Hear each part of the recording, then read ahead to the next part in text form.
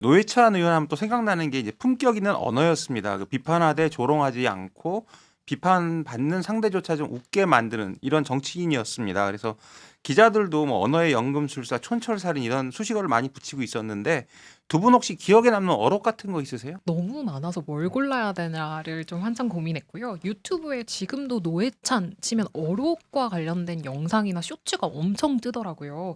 그리고 댓글도 최신 댓글로 보면 뭐 1개월 전, 뭐 최근까지도 사람들이 들어가서 그걸 보고 댓글을 다는 걸 볼 수 있었는데 이제 그 많은 어록 중에 제일 유명한 건 아까 앞서 그 국장께서 말씀 주셨던 삼겹살 그건 이제 불판론? 오프닝으로 들어갈 수밖에 없는 네, 그런 맞습니다. 예. 워딩이죠. 대신 아까 언급은 나왔으니까 이게 왜 아직도 회자되냐라고 하면 결국은 지금도 그 비판이 통하기 때문이라고 보는데요. 그 댓글 같은 거를 좀 소개해드리면 댓글창에는 이제 보고 싶다. 왜 먼저 갔어? 이제 불판은 누가 가나요? 이런 댓글도 있었고 정말 이런 촌철 유머로 정치를 즐겁게 만든 정치인이 그립다. 지금 시대에 꼭 필요한 사람이다. 이런 말씀들을 하시더라고요. 근데 이제 이거는 아까 저희가 좀 많이 언급이 됐으니까 또 다른 그런 어록을 좀 찾아보고 제가 선정한 거는 2016년 11월 국정농단 사태 때 그 아까 언급이 나왔던 한교안 당시 국무총리가 노회찬 의원의 질의에 이제 막 그렇게 의혹을 속단하지 마라 막 이렇게 소리를 질렀더니 이제 노회찬 의원이 속단이 아니라 뒤늦게 깨달은 지단이다. 그래서, 그래서 뭔가 계란지단도 생각이 좀 나고 막 이렇게 받아쳐서 지네디 지단 아니야? 국회가 웃음바다가 됐거든요. 그래서 굉장히 심각한 상황인데도 여기서 웃음을 터질 수 있게 하는 것도 이 사람의 참 능력이다라는 순발력도 생각을 했습니다. 대단하시네요. 그러니까. 대한민국에 실세 총리가 있었다면 최순실이에요. 나머지는 다 껍데기예요. 잘 알고 계시잖아요. 그렇게 속단할 일 아닙니다. 그리고 국정 그렇게 돌아가지 않습니다. 속단이 아니라 뒤늦게 저도 깨달았어요. 지단이에요. 저는 정말 뭐 말 한마디 내뱉을 때마다 다 명언이라서. 맞아요. 네. 저는 이번에 좀 찾아보다 보니까 요새 그 참교육 뭐 이거 드라마 이거 유행이잖아요. 그러니까 약간 학교가 유행이라 그런지 이게 되게 눈에 띄던데 이제 국회의원들이 본분을 다하지 못한다라는 걸 학교에 빗대서 얘기한 거예요. 뭐라고 얘기했냐면 학교에서 학생들이 이 정도로 학생의 본분을 다하지 못하면 유기정학 내지는 무기정학이다. 우리나라 국회의원들은 우리 국민들이 보기엔 유기정학 내지 무기정학감인 거다라고 이렇게 얘기하는 게 이게 정말 속 시원하고 좋더라고요. 시켜야 된다. 그러니까 참교육 해야죠, 진짜. 그 불판 얘기에서 저도 하나 들으면은 제가 아까 이제 음식 얘기 잠깐 드렸잖아요.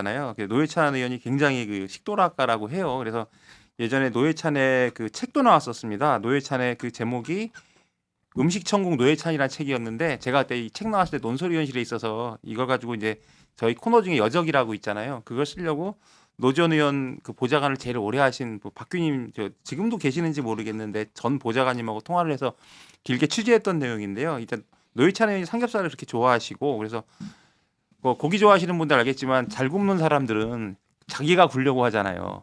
못 구면 빼서 나도 많이 뺏겨봤거든 사실 잘 못 구워서 근데 보좌진이 고기를 못 구면 내가 할게 하고 직기를 뺏어가지고 어떻게 드시냐면 쌈에 싸서 드시는 게 아니라 삼겹살 위에 마늘 된장 근데 이거 올린 다음에 구운 신김치에 싸서 먹었대요. 그리고 이제 약간 뭐 평양냉면을 굉장히 좋아해서 을밀대를 이제 90년대 초에 매일노동뉴스 창간할 때부터 드나들었다 이런 얘기도 하고 또 이제 약간 요즘 흑백 요리사 나오시는 분들 보면 기겁을 할 텐데 약간 기본 조리법에서 벗어나는 거 되게 안 좋아했대요. 그러니까 막 흑백 요리사 보면 막 기상천외한 거 많이 하잖아. 근데 이분 그런 거 안 좋아해서 한 번은 이런 적이 있었대요. 어디 식당에 갔는데 된장찌개에 돼지고기가 들어 있었대.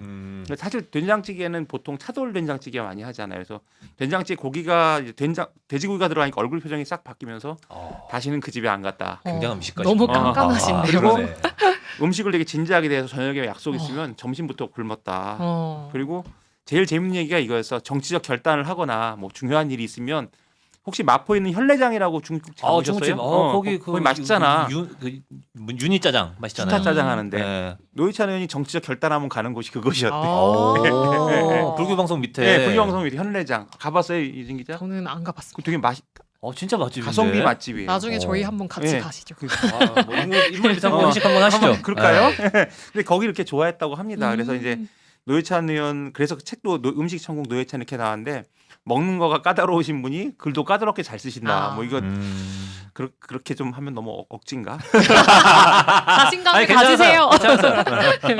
근데 지금 우리가 이렇게 말을 많이 하는데 그만큼 이제 좀 사람들이 그리워하는 정치인이잖아요. 그래서 왜 말만 현란하게 잘하는 정치는 많습니다, 사실. 근데 이분이 지금까지도 울림을 주는 거는 그 말에 진정성이 있었기 때문이다. 그래서 돌아가신 지 8년이 지난 지금까지도 사람들이 이제 이유진 기자 얘기했듯이 지금도 안타까워하고 그리워하는 게 아닐까. 그래서 이런 상상을 좀 해봤어요. 만약에 지금 노회찬 의원이 지금 여의도를 보면 무슨 생각을 할까. 이런 한번 상상을 해볼 수 있을 것 같은데 한번 상상 좀 해볼까요? 뭐라고 할 것 같아요? 글쎄요. 근데 일단 그에 앞서서 지금 여의도 정치 상황을 뭐라고 생각하느냐에 대해서 좀 얘기를 해봐야 될 것 같은데 그러면 일단 지금 여의도 상황을 봤을 때는 약간 그렇거든요. 너무 쌀벌해요. 그러니까 노회찬 의원처럼 뭔가 유머와 말로 좀 네, 풀어주는. 그런 것들을 여유를 좀 지닌 사람들이 보이지 않는 듯한 그런 느낌들이 좀 있고 그래서 이게 사실 그 이후에 노회찬 의원이 2018년도에 이제 사망을 했잖아요. 근데 그 이후에 이제 사건들을 좀 되짚어 보면은 노회찬 의원이 이 사건을 모르고 이제 세상을 떠나신 건데 이제 조국 사태가 있었습니다. 조국 사태가 있으면서 사실 이제 2017년도에 이제 박근혜 탄핵하고 뭐 촛불 혁명이 일어나면서 그 진보적 에너지가 굉장히 들끓었는데 그 에너지가 저는 조국 사태로 다 소실됐다고 보거든요. 나 100% 동의해요. 네, 그러니까 이제 네. 진보 정당 입장에서는 굉장히 난감한 상황이 왔던 것이고 그 당시부터 이제 진보 정당도 실제로 헤매기 시작하죠. 이제 그런 것들에 대해서 노회찬 의원님은 과연 어떻게 대응했을까라는 것이 일단 첫 번째 궁금했고 두 번째로는 이제 윤석열 체제로 대변되는 검사들이 정치 전면에 완전히 플레이어로 등장하지 않습니까? 그리고 완전 검사하고 이제 노회찬 의원은 굉장한 악연이 있었는데 이렇게 플레이어로 등장하면서 뭐 이재명 대통령 같은 경우에는 거의 뭐 탈탈 털다 싶은 그런 수사들을 하고 이런 흐름 속에서 노회찬 의원이라면 좀 어떤 말과 언어로 이걸 대응했을까라는 그런 상상을 좀 해보게 그 되더라고요. 말하니까 지금 생각나는데 그 윤석열이 불법 계엄할 때 수거 대상 1호 딱 이렇게 될 것 같아. 저는 뭐 낭만과 품격이 지금 사라졌잖아요, 사실. 근데 그 노회찬 의원이 보여줬던 어떤 정치는 낭만과 품격이 있었다고 생각하거든요. 지금은 사실 뭐 민주당도 지금 전당대회 앞두고 친명이냐 반명이냐 막 지금 그리고 뭐 이렇게 후보 같은 경우는 강성 지지층에 호소하고 뭐 그런 상황들이 계속 반복이 되고 있는데 노회찬 의원 하면 저는 좀 기자가 되고 나서 기억에 남는 거는 2017년도 그 법사위 감사원 국정감사 때 그 구치소 과밀 수용 문제 이렇게 얘기하면서 신문지를 이렇게 일렬로 펴서 직접 누워서 이렇게 그 과밀 수용 문제를 지적했던 장면이 기억나는데 그러니까 경쟁을 해도 그 여기 위트가 있어요. 네, 위트가 있고 이런 민생 혹은 아니면 정말로 필요한 부분에 의제를 두고 어떻게 보면 쇼맨십을 보이는 그런 부분이 있었거든요. 근데 지금 정치 상황은 어떻냐? 뭐 여야를 막론하고 이렇게 어떤 유튜브에 나가서 뭐 이렇게 소구를 한다든지 아니면 정말 남을 해하는 말을 해서 눈길을 끈다든지 그런 것들이 있지 제가 봤을 때는 이런 정말 뭔가 민생 문제에 쇼잉을 보이는 사람들은 없는 것 같거든요. 거기다가 품격도 마찬가지고요. 그래서 만약에 이제 저희가 뭐 속단할 순 없지만 노회찬 의원이 좀 생존에 계신다면 뭔가 국민 삶에서 떨어져서 진영 논리에 매몰된 모습을 가장 좀 신랄하게 비판하지 않을까 그런 생각이 듭니다. 아주 좋은 지적이에요. 지금 그 말씀을 하시니까 이제 노회찬 의원이 좀 신기한 이력이 원회에 계실 때 그 팟캐스트를 했는데 노유진의 정치 카페라는 걸 했대요. 그래서 그때 함께했던 분이 지금 유시민 전 의원하고 진중권 교수인데 두 분 다 많이 좀 변동이 되셨죠. 그래서 만약에 왜 변질이라고 말하고 싶은 거 아니에요? 뭐 기사로 많이 보여줬습니다 이미. 그래서 그 노회찬 의원이 살아 있었다면 우리가 진중권 교사 얘기까지는 뭐 할 거 없을 것 같고 그냥 지금 오늘도 유시민 의원 보니까 굉장히 시끄러우시던데 유시민 전 의원한테 무슨 말을 할 것 같아요? 그 뭐 사실 뭐라고 했을지 뭐 추론하는 건 굉장히 어렵기도 하고 조심스러운데 분명한 건 그 노유진의 정치 카페 같이 이렇게 진행하던 시절을 생각하면 그리고 저희가 이제 한때 저희가 떠올렸던 유시민 진중권은 그래도 의견이 달라도 토론을 좀 할 줄 아는 어떻게 보면 좀 지식인이라는 이미지가 있었잖아요. 근데 이제 시간이 흘러서 사실 요즘에 그들을 생각을 해보면 좀 뭔가 진영이 다르다고 생각이 들면 이제 막 비판하고 또 거기에 많은 에너지를 쏟고 자기 진영도 비판해요. 네, 그에 따라서 또 어떻게 보면 세간의 조롱까지도 받는 상황이라서 사실 아마 노 의원이 계시면 그냥 우리가 같이 이렇게 토론했던 게 이기기 위해서였냐 아니면 더 나은 뭐 정치나 세상을 위해서였냐 막 이렇게 좀 묻지 않을까 싶은. 네. 호 기자는 어떻습니까? 저도 이유진 기자와 생각이 비슷한데, 그러니까 문재인 정부가 들어서고 나서의 노회찬 의원의 그 말년의 역할을 좀 생각해 보면은 약간 그런 거였어요.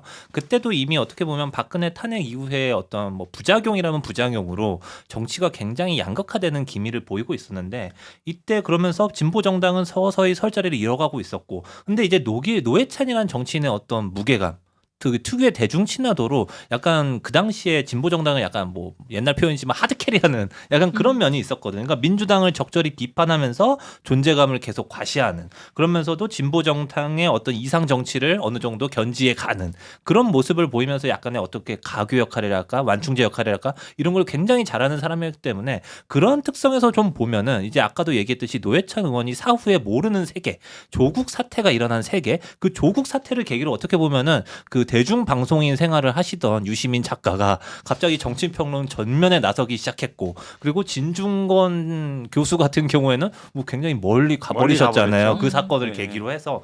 그래서 아마 지금의 노회찬 의원이 살아 계셔서 그 둘을 본다면은 아마 너무 멀리 가지 마라. 뭐 그렇게 얘기하지 않을까? 네. 아마. 네. 그 이제 오래된 저만이 알 수 있는 건데, 기자들 저 정도 또래 기자들이면 다 기억하는 기사가 있어요. 2005년 3월에 이게 조선일보에 나왔던 건데, 노 의원이 유시민 의원 보고 뭐라고 하냐면 100m 미인이다 이런 말을 해요. 그래서 뭐라고 얘기를 하냐면 이 워딩이 이렇습니다. 보도에 유 의원을 대중매체를 통해 접한 사람들은 그의 달변과 개혁성을 높이 평가하겠지만 가까이서 직접 겪어본 사람들의 평판은 대체로 좋지 않다. 근데 이 보도가 나온 경위를 제가 좀 수소문을 해봤더니 이제 기자하고 사석에서, 그때는 아마 두 분이 별로 친분이 없었게 한 얘기를 기자가 그냥 쓴 거야. 썼는데 이제 그래서 노 의원이 나중에 굉장히 좀 화를 냈다 이런 얘기는 들었지만 어쨌든 한 말이니까, 그래서 이걸 그때 사람들이 아름아름 인용을 하기 시작했고, 저 또래 기자들은 다 기억을 하는 거예요. 그래서 그러니까 근데 그때 이제 기왕 욕한 김에 한 번 더 하면 유시민 전 의원이 뭐냐 하면, 그때 또 김영춘 전 장관이 있잖아요. 그 김영춘 전 장관이 뭐라고 얘기하냐면 옳은 말을 싸가지 없이 한다. 이건 되게 유명한 말이잖아요. 그렇죠. 그래서 김 전 장도 했던 말인데. 근데 그 말을 처음에 한 사람은 김영춘 전 장관이 같은 당에서. 근데 제가 김 전 장관을 좀 알기 때문에 나중에 그 얘기 하더라고. 내가 한 말 굳이 두고두고 인용이 되는데 되게 부담스럽다 약간 이렇게 말씀을 하시면서 하는데, 그게 뭐냐면 항상 일맥상통하잖아요. 근데 유 전 의원이 또 방송에 나와서 하신 말 들어보니까 뭐 유 이재명 난동 뭐 대통령과 참모들 기획이고 어물전 썩은 내 나기 전에 정화해야 된다 뭐 이런 말을 했더라고요. 그래서 야, 이 청와대가 상한 어물전이구나. 참 비유는 잘해. 약간 그런 말을 싸가지 없이 하니까 이게 좀. 그래서 뭐라고까지 얘기하면 누군가 후각이 예민한 사람이 말해야 된다고 자기가 얘기하는데, 그렇게 후각이 좋아가지고 정당을 파괴하셨는지 아이고. 그동안 약간 그런 생각이 들었고, 이제 한만 더 욕한 김에 말씀드리면 이제 알뜰 신잡이나 썰전 같은 거 하면서 사실 이미지 쇄신이 많이 된 거예요. 근데 그쵸. 저는 그분이 초선 의원 할 때 그 언행들을 봤거든요. 친분은 없지만. 그래서 그때를 상기하면 사실 지금 모습은 낯설지 않아요. 전혀 낯설지 않은데 사람들이 몰랐을 뿐, 아니면 본인이 이제 그쪽으로 가면서 마음을 좀 착하게 살고 좀 이렇게 마음이 정화가 됐다가 다시 옛날의 모습이 나온 건지 몰라도, 이런 발언들을 들으면 노회찬 의원이 어떻게 생각을 할까 싶은데, 좀 더 격한 말로 아니면 좀 더 시니컬한 말로 뭐라고 하지 않을까.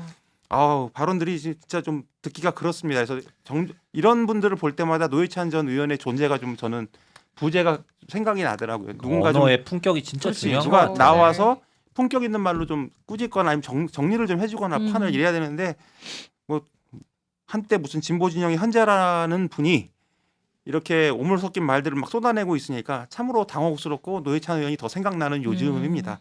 나온 김에 이제 우리가 그 진중권 씨도 얘기하고 뭐 유시민 전 의원도 얘기했는데, 함께 떠오르는 사람 하면 이제 심상정 전 의원입니다.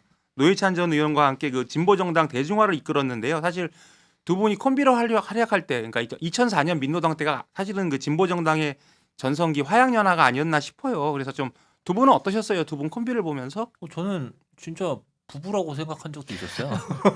그렇게 하면은 김지선 여사께서 굉장히 화를 내시고 뭐 심상정 부인 의원의 남편도 화를 내시겠지만, 그래서 사실 그 나중에 뭐 근데 얘기할 것 같은데요. 결국 그 두 분의 존재감이 너무 강했고 그것에서 아직 못 벗어나고 있는 게 사실 진보 진영이 현실인 것 같거든요. 그리고 진보 정당은 지금 사실 존재감 없는 상황이고, 뭐 이 얘기는 나중에 좀 더 하겠지만 그런 측면도 이게 명과 암이 좀 있는 콤비 아니었나 그런 생각도 듭니다. 물론 그 콤비가 뭔가를 잘못해서 그렇게 된 것만은 아니라고 생각할 수 있는데 그런 점은 분명히 있는 것 같아요. 네, 저도 뭐 마찬가지로 그 두 분의 존재감이 너무 컸고 지금 나중에 또 얘기 나오겠지만 제3지대가 그러면 왜 자꾸 성공하지 못하냐 했을 때 또 어떤 면에서는 그런 인물들이 나오지 못하고 있는 현실도 있다고 생각하거든요. 그래서 말씀 주신 대로 진짜 화양연화가 아니었나 하는 생각이 듭니다.